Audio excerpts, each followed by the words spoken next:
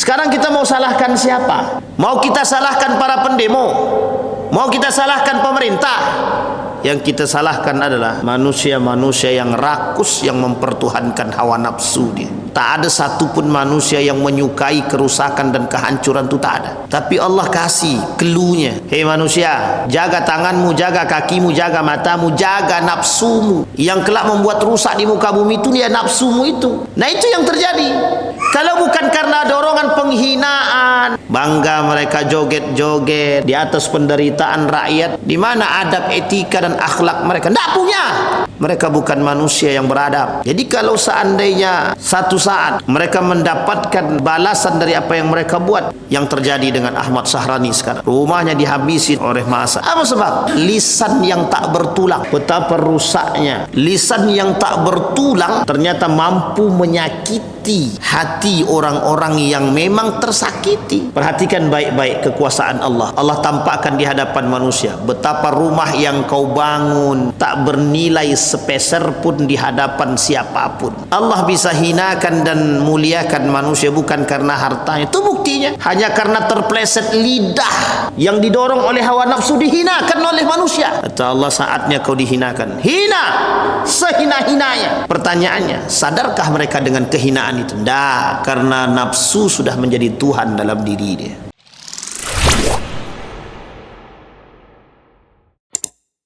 Wa qala Allah Ta'ala kullama dakhala 'alayha Zakaria al-mihrab wajada 'indaha rizqa qala ya Maryam adna laki hadha qalat huwa min 'indillah innallaha yarzuqu man yasha'u bighairi hisab. Wa qala Allah Ta'ala wa Maryam ibnata Imran allati ahsanat farjaha fanafakhaha fihi min ruhina. Wa qala Allah Ta'ala qala inni abdullahi ataniyal kitab wa ja'alani nabiyya waja'alani mubarakan aynama kuntu wa awsa bis salati waz zakati ma dumtu hayya wa barram bi walidati wa lam yaj'alni jabbaran shakiyya wassalamu alayya yawma wulidtu wa yawma amutu wa yawma ub'atsu hayya. Dzalika Isa ibn Maryam qaulal haqqi alladzi fihi yamtarun ma kana lillahi an yattakhidha min waladin subhanahu idza qada amran fa innama yaqulu lahu kun fayakun. Wa qala Allah Ta'ala inna mathala Isa 'indallahi kamathali Adam khalaqahu min turabin thumma qala lahu kun fayakun. Sadaqallah.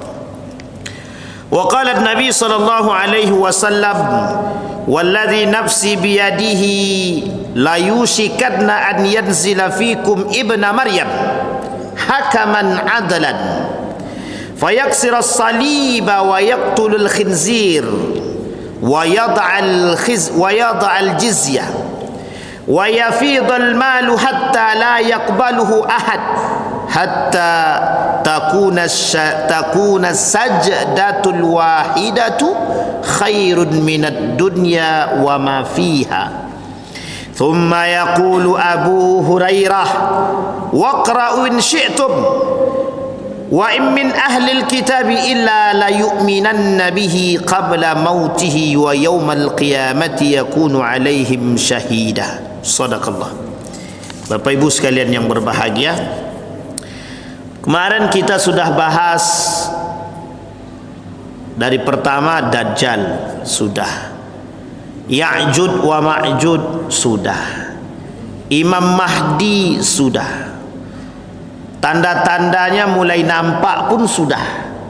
Tapi yang maksiat lebih banyak daripada yang tobat. Jadi memang ditunggunya betul. Kapanlah datang Dajjal ni kan?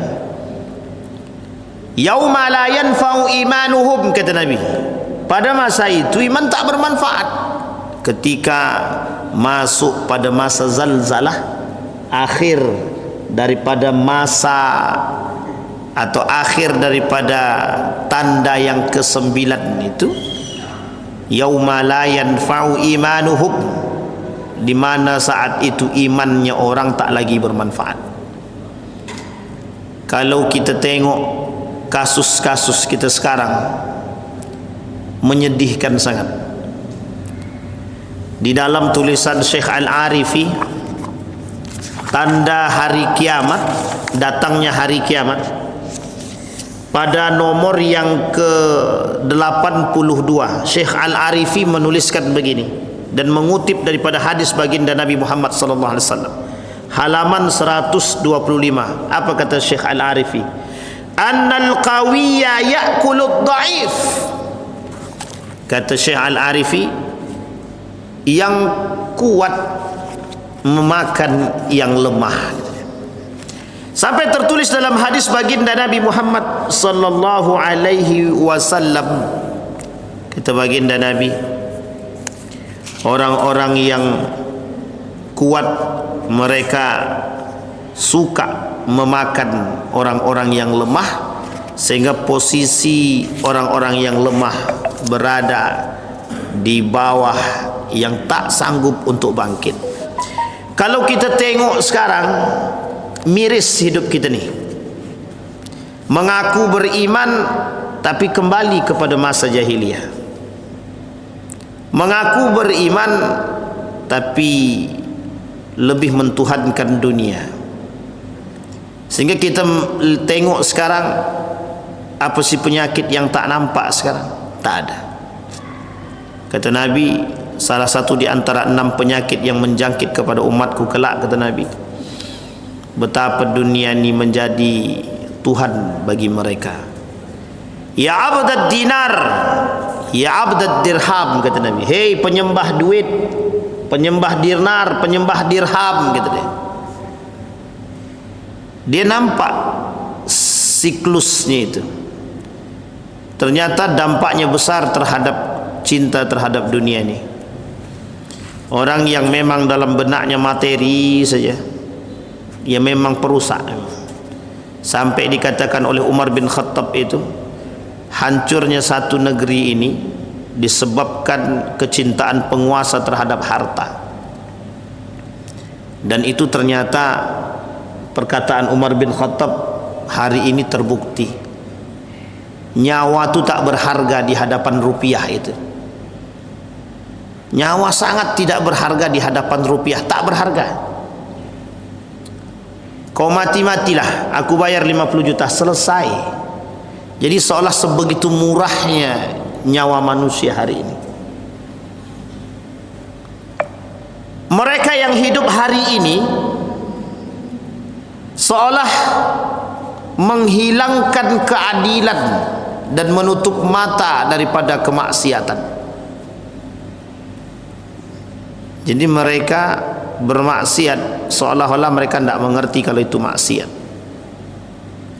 Mereka tidak sadar kalau apa yang mereka buat itu memang melakukan kerusakan. Zaharal fasad fil barri wal bahri bima kasabat aydin nas liyudhiqahum min ba'dil ladzi amilu bih la'allahum yarji'un, kata Allah. Memang begitu keadaannya, bagaimana? Rusak. Coba perhatikan akibat daripada perbuatan manusia-manusia yang rakus itu. Betapa banyak kerusakan hari ini yang kita lihat di Jakarta, Makassar, di beberapa tempat-tempat tertentu. Habis. Sekarang kita mau salahkan siapa? Mau kita salahkan para pendemo? Mau kita salahkan pemerintah? Yang kita salahkan adalah manusia-manusia yang rakus, yang mempertuhankan hawa nafsu dia. Tak ada manusia yang mau kerusakan itu secara naluri, tak ada. Secara zahir naluriyah manusia, tak ada satupun manusia yang menyukai kerusakan dan kehancuran itu, tak ada. Tapi Allah kasih cluenya. Hei manusia, jaga tanganmu, jaga kakimu, jaga matamu, jaga nafsumu. Yang kelak membuat rusak di muka bumi itu dia nafsumu itu. Nah itu yang terjadi. Kalau bukan karena dorongan penghinaan, apa yang menyebabkan mereka menjadi seperti itu? Bangga mereka joget-joget di atas penderitaan rakyat dia. Di mana adab, etika dan akhlak mereka? Tidak punya. Mereka bukan manusia yang beradab. Jadi kalau seandainya satu saat mereka mendapatkan balasan dari apa yang mereka buat, mungkin menjadi bentuk pelampiasan daripada orang-orang yang tersakiti. Kita mungkin tidak mengatakan wajar, tapi ulah perbuatan mereka sendiri. Yang terjadi dengan Ahmad Sahrani sekarang, rumahnya dihabisin oleh mereka, oleh massa. Apa sebab? Lisan yang tak bertulang. Betapa rusaknya lisan yang tak bertulang, ternyata mampu menyakiti hati orang-orang yang memang tersakiti. Meskipun yang dibuat tetap salah, tapi akhirnya apa? Setiap orang akan mengklaim mereka benar. Apa yang terjadi? Kerusakan. Perhatikan baik-baik kekuasaan Allah. Allah tampakkan di hadapan manusia betapa rumah yang kau bangun tak bernilai sepeser pun di hadapan siapapun. Allah bisa hinakan dan muliakan manusia bukan karena hartanya. Itu buktinya. Hanya karena terpleset lidah yang didorong oleh hawa nafsu dihinakan oleh manusia. Kata Allah, saatnya kau dihinakan. Hina sehina-hinanya.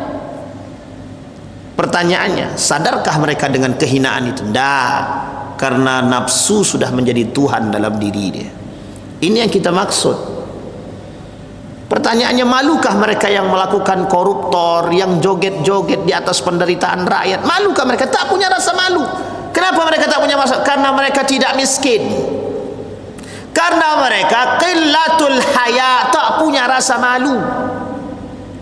Ini orang-orang seperti mereka ini tidak ada gunanya ibadah mereka itu.